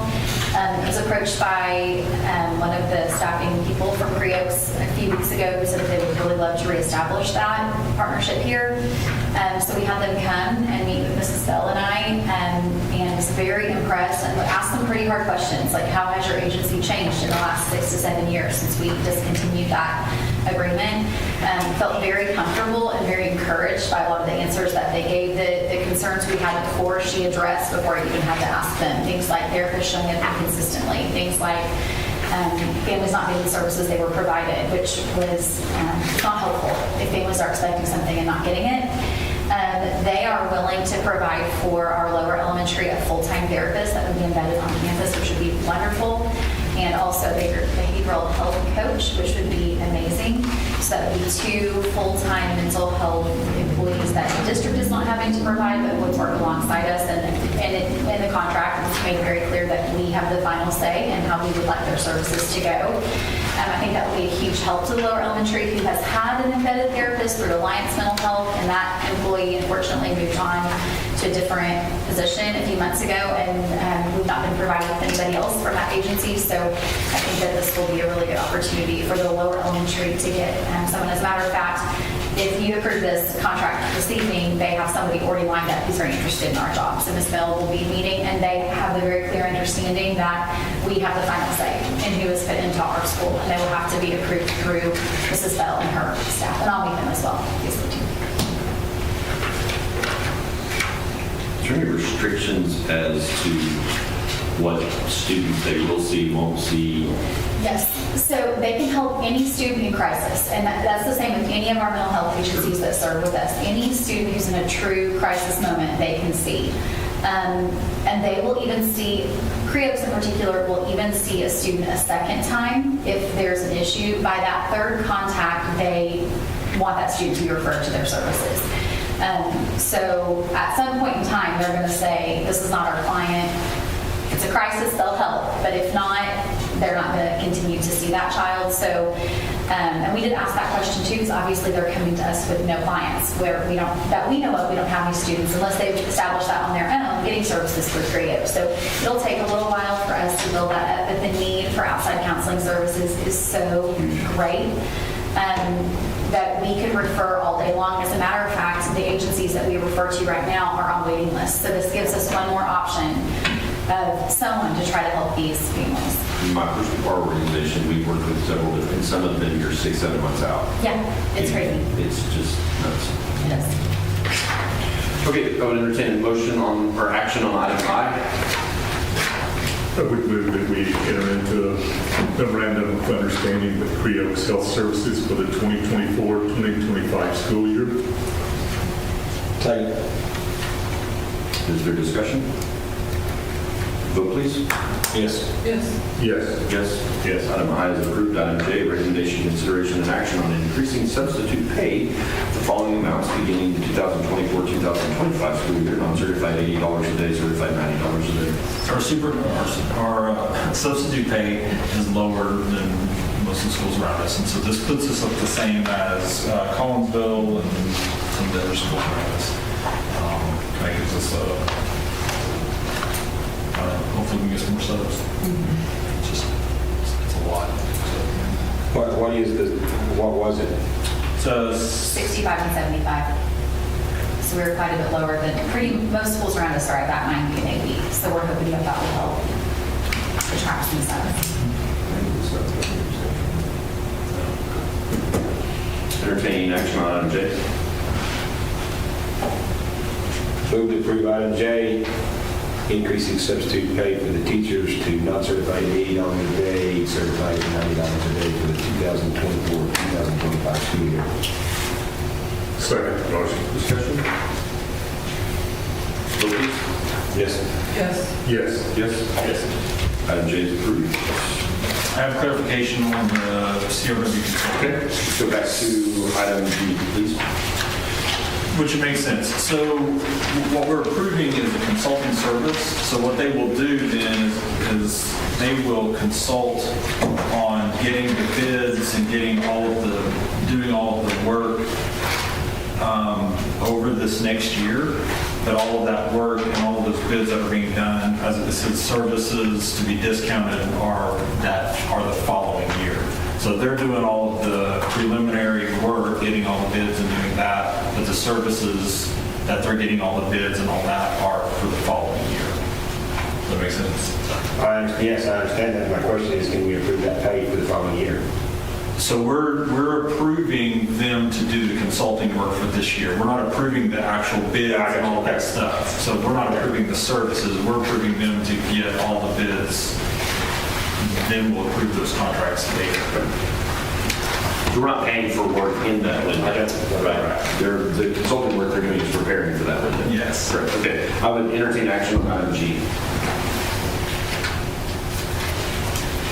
Make a motion to approve the contract with CRW Consulting E-Rate Services LLC for the 24-25 school year. Second. Discussion? Hearing none, vote please. Yes. Yes. Item G is approved. Sorry to hold that. Nope, you're good. I appreciate the clarification. You know something over there. Let's go to person section 5 personnel. Item A is a proposed executive session to discuss resignations, hiring personnel, and/or extra duty assignments pursuant to 25 OS section 307B1 and 7 of the Oologah law. Items to be discussed are resignations of Sarah Branchkin, Kim Ryan, Ronnie Ryan, Linda Dale, Scott Baker, hiring OHS counselor, OHS facts teacher, OHS sped math teacher, Oologah upper elementary PE teacher, Oologah middle school teacher, Oologah middle school teacher, Oologah upper elementary third grade teacher, Oologah upper elementary third grade teacher, Oologah upper elementary fifth grade teacher, Oologah lower East sped teacher, Oologah upper elementary STEM teacher, Oologah high school sped paraprofessional, Oologah lower elementary dean of students counselor, Oologah lower elementary pre-K teacher, Oologah lower elementary computer STEM teacher, all certified and support employees listed in Exhibit A. Michelle Osborne, ESY teacher, Catherine Overson, ESY paraprofessional, Kathy Weaver, Brittany Smith, Scarlett Brown, Stephanie Barnes, OLE summer school teacher, Jocelyn Powell, OLE summer paraprofessional, Gloria Jones, Mabel Murphy, Cassie Taylor, OLE summer school teacher, Tracy Rourke, Sean Driver, OMS summer school teachers, Donna Conley, Amanda Salt, Lindsay Tackett, and Johnson, OHS summer school teachers, extra duty contracts, head girls basketball coach, junior high girls track coach, head softball coach, assistant baseball coach, head high school football coach, head varsity cheer coach, junior high softball coach, and Oologah upper elementary LITT and site tech coordinator. Anything good? No. Maybe the president's asked to read this stuff. Exactly. I would entertain a motion without executive session. Move to convene into executive session. Second. Vote please. Yes. Yes. Let the record show. We have withdrawn to the executive session.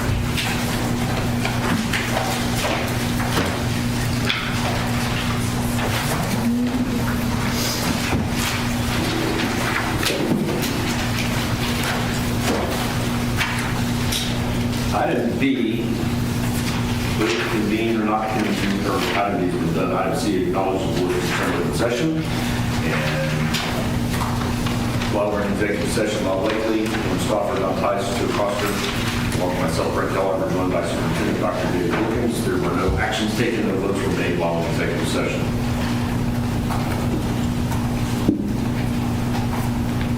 All right. So item E, vote to accept or not accept the submitted resignations as listed below. So Branchton OLE support staff effective May 3rd of 2024. Kim Ryan, middle school teacher, effective end of 2023-2024 school year. Rodney Ryan, middle school teacher, effective end of 2023-2024 school year. Melinda Dale, Oologah-Talala elementary counselor, effective end of 2023-2024 school year. And Scott Baker, high school teacher, effective end of 2023-2024 school year. Entertain action on item B. So we move that we accept the submitted resignations as listed. Good. Second. Vote please. Yes. Yes. Yes. Yes. Item E is approved. Item F. Motion to vote to employer or not employer, recommended applicant for the position listed below, the Oologah High School counselor for the 2024-2025 school year. We can do these all at once if everybody's okay with that. We can make one recommendation for all positions. Then do I need to read what those openings are and then let you? No, I can make sure. Okay, so I recommend for the high school counselor position be Adrian Shockey. For the high school FACS teacher, recommendation would be Kelly McElroy. For the high school special ed teacher would be Tonda Warford. For PE teacher at the upper elementary on a temporary contract would be Caleb McElhaney. For middle school teacher on a temporary contract would be Cliff Warford. For middle school teacher on a temporary contract would be Cody Robinson.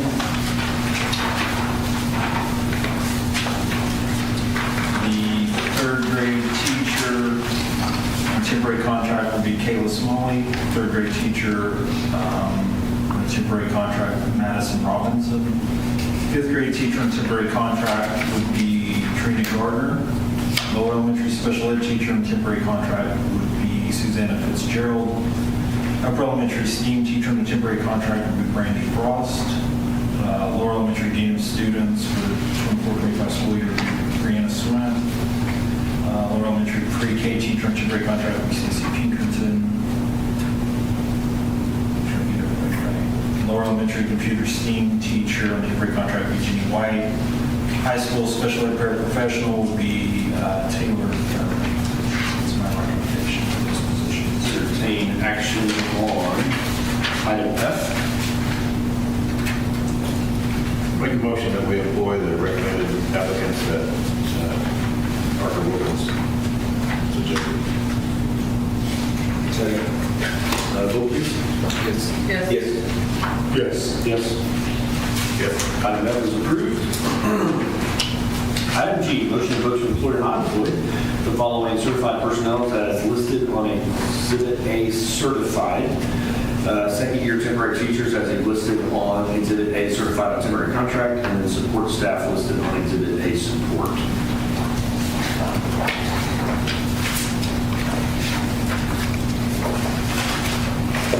Those names don't have to be read. Correct. It's just Exhibit A in your book.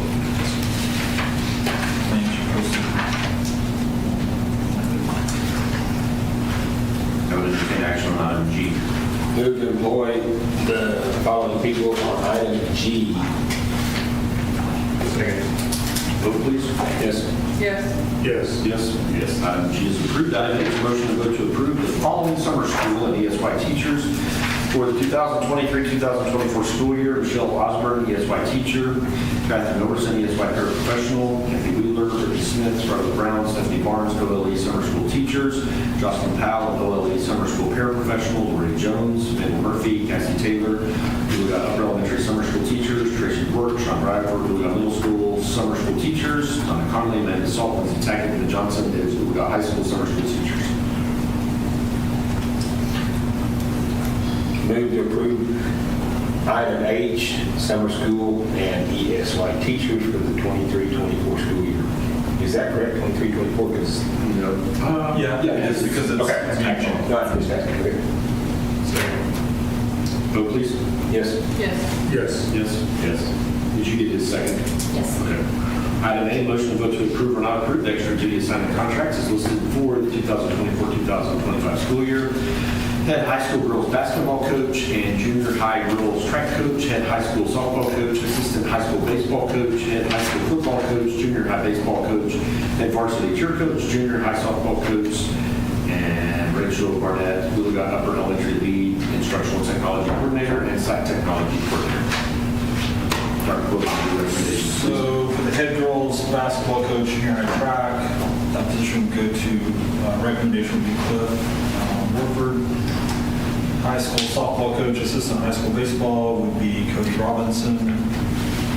Head football coach would be Sam Noble. And then head varsity cheer coach, I apologize, Sam Noble, and also with him would be junior high baseball coach. And then for head varsity cheer coach, junior high softball coach would be Kayla McElhaney. Just want to clarify, you said head varsity cheer coach was Sam Noble. No. He said that, didn't he? Sorry, Sam. Do you have any friends yet? Of course. Board, are you clear all that? Okay. Entertain action on item I. I make a motion that we approve the extra duty assignments and contracts with the list below. 2024. Yeah, 2024 to 2025 year. Second. Vote please. Yes. Yes. Yes. Yes. Item I is approved. Section 6, is there new business? So, it was brought to my attention today, we need a lower elementary speech person for the extended school year, because extended school year starts in June 3rd. And it will be before our next board meeting. It's someone we have on staff already, and so it's extending into this extended school year. Are you guys comfortable with making that motion? Do we need to give you do we need to give someone the permission to do that? So I can make a recommendation that we hire John Stanton for extended school year, lower elementary speech for this summer. If you guys are comfortable making that motion, we can legally. I don't like to do new hires under new business, but it's someone we have on staff, and it's extended school year services. And it's going to be done before our next, she's going to start before our next board meeting. So that would be just a to employ motion. For extended school year services. Move to approve. John Stanton. Who? John Stanton. John Stanton for extended speech Yes. for the 2023-2024 school year. Okay. Vote please. Yes. Yes. Yes. That's all I have. Section 7, I would entertain a motion to adjourn. Move to adjourn. Second. Vote please. Yes. Yes. We are adjourned. Thank you guys. Anyway, 7:30.